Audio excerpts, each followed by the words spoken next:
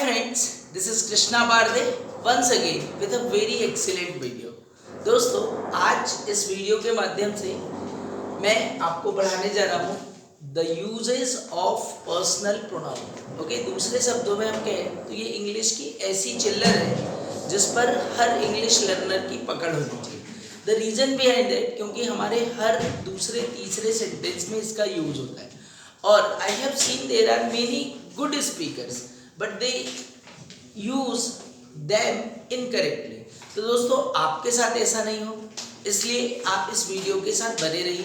One more thing that I am going to tell you कि ये हमारी 45 days spoken English challenge का 4th day है। इसके पहले हम 3 वीडियो ऑलरेडी अपलोड कर चुके हैं। यदि आप इस चैनल पर नए हो और आपका भी इंटेंशन यही है कि आप अपने इंग्लिश कम्युनिकेशन को बेहतर बनाना चाहते हैं तो आप प्रीवियसली 3 वीडियोस को भी वॉच कीजिए। There is already made a playlist for it, playlist बनी हुई है, आप इसका यूटिलाइजेशन कर सकते हैं। ओके, और इस वीडियो को आपको स्टार्टिंग से लेकर एंड तक देखना है क्योंकि जब तक आपको ये कॉन्सेप्ट क्लियर नहीं होंगे, it means meaning is secondary matter, meaning का क्लियर होना एक सेकेंडरी मैटर है, पर आपको उन वर्ड्स को अपने कम्युनिकेशन में यूज करते आना चाहिए, दैट इज मोर इम्पोर्टेंट। अगर आप ऐसा करते हैं या आप ऐसा करना सीख जाते हैं तो इंग्लिश लर्निंग आपके लिए बहुत ईजी हो जाएगा। So be with me in this video. आज हमारे साथ है Kashish and she is from EMRS Shahpur, अर्थात आपके लिए शाहपुर से आई है। आज हमारी इस टॉपिक को लेकर इनके साथ बहुत सारी प्रैक्टिस होने वाली है जो कि आप इस टॉपिक को क्लियर करेंगे। थोड़ा सा लंबा जरूर वीडियो हो सकता है, थोड़ा बड़ा हो सकता है, पर अगर कुछ पाना है तो कुछ खोना पड़ेगा, इसलिए be with me in this video. Let's come to the point here. What is this concept all about? This is the concept of personal pronoun. Personal pronoun it means ऐसे प्रोनाउंस जिनका यूज पहले तो हम समझते हैं कि what is pronoun. So pronoun एक ऐसा वर्ड है जो कि किसी नाउन के रिप्लेसमेंट में यूज किया जाता है।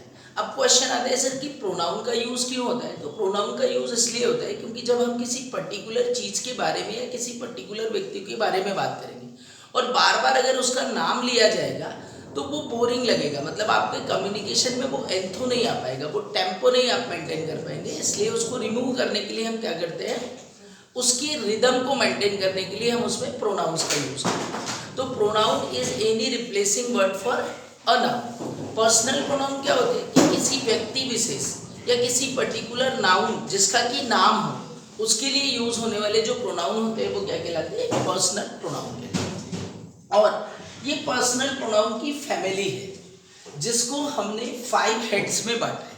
अगर मैं बोलूँ कि भाई पर्सनल प्रोनाउन जो है वो पिताजी हो गए, ओके, और प्रोनाउन हो गए दादाजी, तो उनके 5 बच्चे हुए कौन कौन, ओके, जो इसके डिफरेंट केसेस है और इन पूरे 5 बच्चों का यूजेज इंग्लिश कम्युनिकेशन में अलग अलग तरह से होता है। तो द वेरी फर्स्ट थिंग हमारे पास है सब्जेक्टिव केस।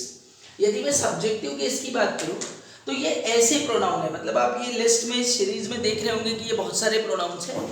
इन प्रोनाउंस का यूज हम तब करते हैं जब कोई हमारा प्रोनाउन सब्जेक्ट के रूप में यूज किया जाता है। अगर हम किसी सेंटेंस का बेसिक फॉर्मूला देखते हैं तो बेसिक फॉर्मूला क्या होता है? Subject plus helping verb plus main verb plus object. तो जब आप इस प्रोनाउन को इस पोजीशन पर रखते हैं तो आपको हमेशा ही किसका यूज करना पड़ेगा? Subjective pronoun. तो सब्जेक्टिव प्रोनाउन या सब्जेक्टिव केस की हम बात करें तो इसके अंतर्गत हमको देखने को मिलता है he, she, it, I, we, you, they. एक एक का यूज समझते हैं। ही का यूज हम तब करेंगे जब हमारा सब्जेक्ट वह अर्थात एक हो, सिंगुलर हो और वो मेल हो, और मेल से तात्पर्य कि वो पुरुष होना चाहिए, मतलब वो इंसान होना चाहिए और इंसान में भी क्या होना चाहिए? पुरुष। तब हम किसका यूज करेंगे? ही का। जैसे मैं बोलूँ कि भाई एक लॉयर है, so he is a lawyer. She, वह, इसका यूज हम तब करेंगे जबकि कोई फीमेल के लिए इसका रिप्लेसमेंट हो, और female it means not female gender, it is particular for women और फॉर एनी लेडी और for any particular feminine gender. हम किसका यूज करेंगे? शी का। जैसे मैं बोलूँ कि वह एक नर्स है तो सिंपल आप बोलेंगे सी इज अ नर्स। इट का यूज हम हमेशा करेंगे जब हमें किसी नॉन लिविंग थिंग की बात करनी हो या किसी एनिमल की बात करनी हो, अर्थात जिसका जेंडर आपको क्लियर नहीं है, उसके लिए हम किसका यूज करेंगे? इट का। बहुत सारे बच्चे कंफ्यूज होते हैं इट के यूज करने में। इट का यूज हमेशा ध्यान रखिए डियर कि जब किसी नाउन को इंट्रोड्यूस किया जाता है तो आप वहां पर दिस और दैट का यूज करेंगे, पर जब सेकंड टाइम उसका रिपीटिशन होगा तो हम किसका यूज करेंगे? इट का। जैसे मैं बोलूं कि दिस इज माई पेन, ये मेरा पेन है, अब दोबारा मुझे इसी पेन को बोलना है कि यह पेन महंगा है तो मैं बोलूंगा इट इज एक्सपेंसिव। यहाँ पर हम दिस इज का यूज नहीं करेंगे, यहाँ हम किसका यूज करेंगे? इट का। अर्थात जब किसी पर्टिकुलर नाउन को रिप्लेस किया जाएगा किसी नॉन लिविंग थिंग को और सेकंड टाइम उसको बोला जाएगा तब हमको किसका यूज करना है? आगे चलते हैं। आई विल बी, मैं या मुझे के लिए हम आई का यूज करते हैं। Okay, I am a teacher. Okay, we का अर्थ होता है हम लोग, हम सब की बात हो तो हम किसका यूज करेंगे? वी का। We are labours, we are students. Okay, you, जब भी हमको आपकी बात करनी है सामने वाले की तो you can use you. Okay, और वे अर्थात दे, जब हमको प्लूरल लोगों की बात करनी है तो हम किसका यूज करेंगे? दे का। अब इस कैटेगरी को ध्यान रखना, सिंगुलर प्लूरल की कहानी तब तक चलेगी जब तक आप इंग्लिश सीख ना जाओ।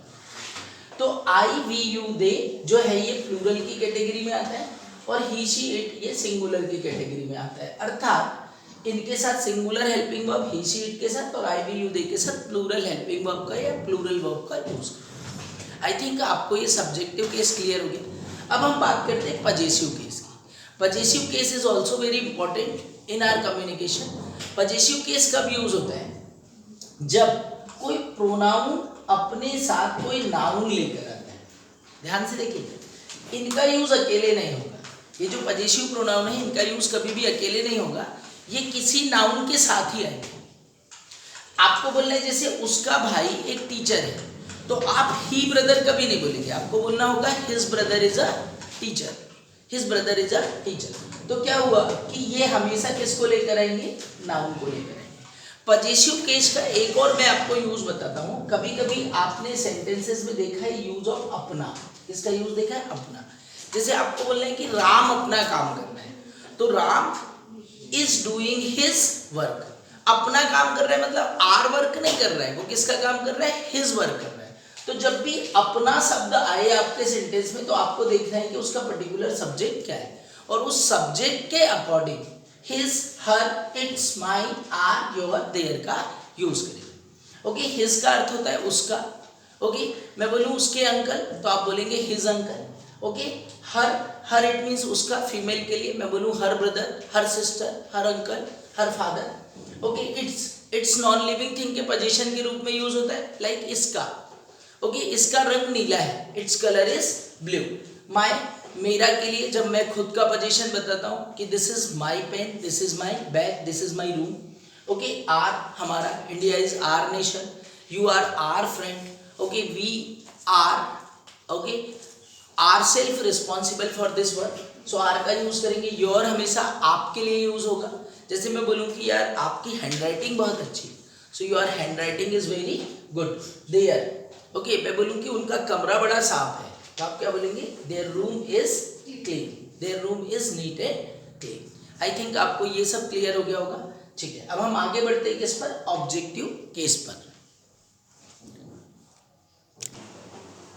हाय फ्रेंड्स, अब हम बात करेंगे ऑब्जेक्टिव केस की। ऑब्जेक्टिव केस क्या होता है? अर्थात जब हम उस प्रोनाउन को इस लास्ट वाली पोजीशन पर रखें तो हम किसका यूज करेंगे? ऑब्जेक्टिव केस का। लेट्स सी क्या है ऑब्जेक्टिव केस। तो ये मेल के लिए या सिंगुलर के लिए क्या यूज होता है? हिम। हिम का अर्थ है उसे, हर का अर्थ होता है उसे। जब ऑब्जेक्टिव केस में किसी सी को रखा जाएगा तो वो क्या चेंज हो जाएगा? हर। इट मीन्स इसे, मतलब ये सब्जेक्ट और ऑब्जेक्ट दोनों में ही इट होता है। बात करेंगे हम मी विल बी मुझे, और अस विल बी हमें, यू विल बी आपको, और देम विल बी उन्हें। तो ये चार्ट आपको तो लर्न करना ही करना है कि जब ऑब्जेक्ट के रूप में हम किसी को रखेंगे तो उसके लिए कौन सा पर्टिकुलर प्रोनाउन यूज हो। बात करते हैं पजेसिव एडजेक्टिव की। पजेसिव एडजेक्टिव का यूज कब किया जाता है? सबसे पहले ध्यान रखिए कि पजेसिव एडजेक्टिव इट मीन्स कि ये जो है आपका एंडिंग पॉइंट है। पजेसिव एडजेक्टिव आपने लगाया उसके बाद आपको फुल स्टॉप ही लगाना है। इसका यूज कैसे होता है? फर्स्ट यू अंडरस्टैंड कि इसको हम बोलते हैं जोड़ देने वाले प्रोनाउन। कौन से प्रोनाउन? जोड़ देने वाले। जब मतलब हमको बोलना है, जैसे एग्जांपल बताता हूँ कि शी का होता है हर्स और आई का होता है माइन। ही का कोई पजेसिव एडजेक्टिव नहीं होता, हर्ष मुझे बोलना है कि ये पर्स उसका ही है, तो क्या बोलेंगे? दिस पर्स इज हर्ष। ये किताब मेरी ही है, कैसे बोलेंगे? This book is mine.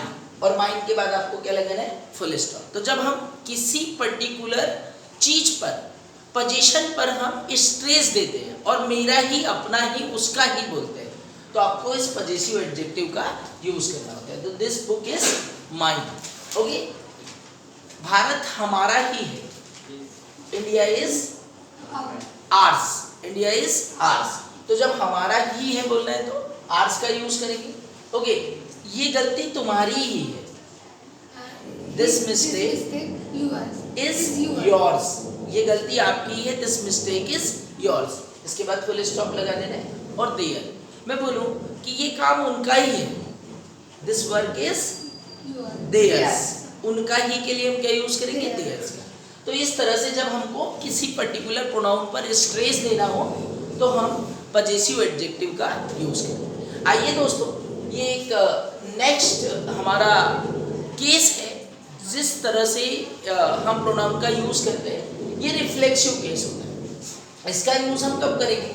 जब हमको स्वयं, खुद या अपने से बोलना है, अपने से, तो हम किसका यूज करेंगे?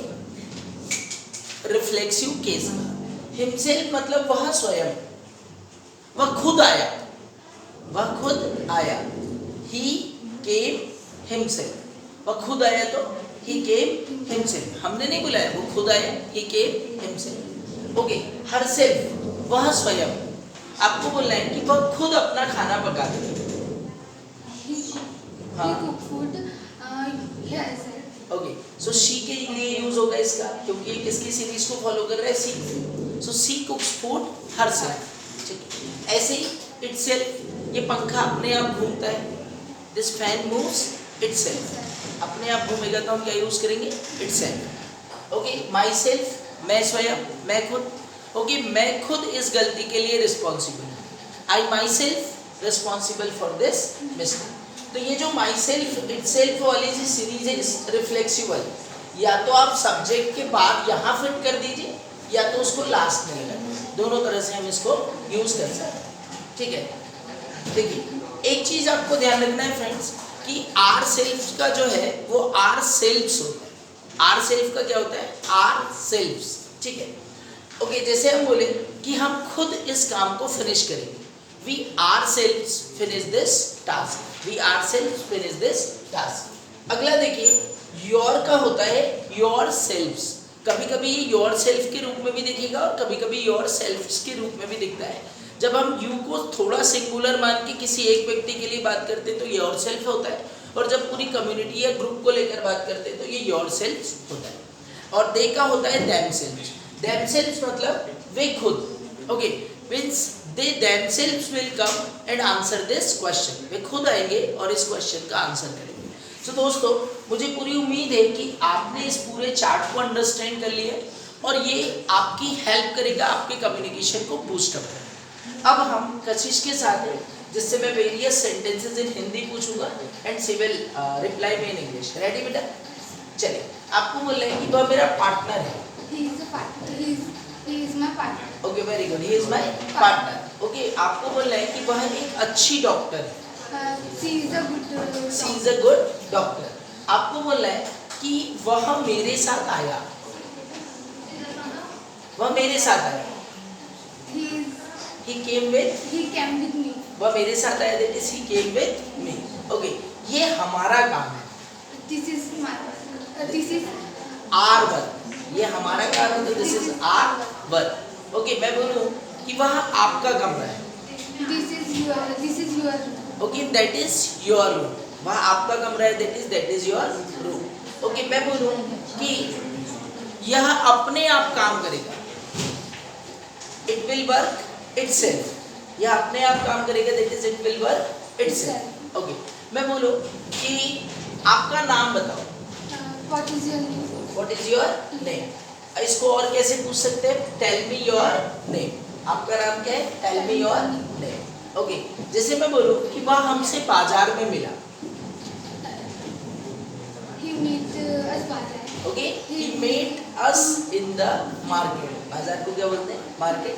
सो he met us in the market. मैं बोलूं कि ओके, वे अपना प्लान मुझसे शेयर करेंगे। he plan वे मतलब कौन? दे। हाँ, they plan share with me. Okay, they will share their plan. अपना प्लान बोल रहे हैं, so they will share their plan with us. Okay, so friends, मुझे लगता है कि आपको ये कॉन्सेप्ट थरोली क्लियर हो गया है। आप इस वीडियो को एक बार फिर से रिपीट कीजिए, आप इस कॉन्सेप्ट को कैच कीजिए और इसके आधार पर you can go for that. हमारी अगली सीरीज में मैं आपको कुछ सेंटेंसेस लेकर आऊँगा जिसमें मैं डिफरेंट तरह से प्रोनाउंस के यूज सिखाऊंगा। ओके, अगले वीडियो में हम आपसे कुछ बहुत ही इंपॉर्टेंट इंग्लिश कम्युनिकेशन के बारे में डिस्कस करेंगे। See you in the next video. Thank you, bye bye for watching this video. Thank you. Sorry.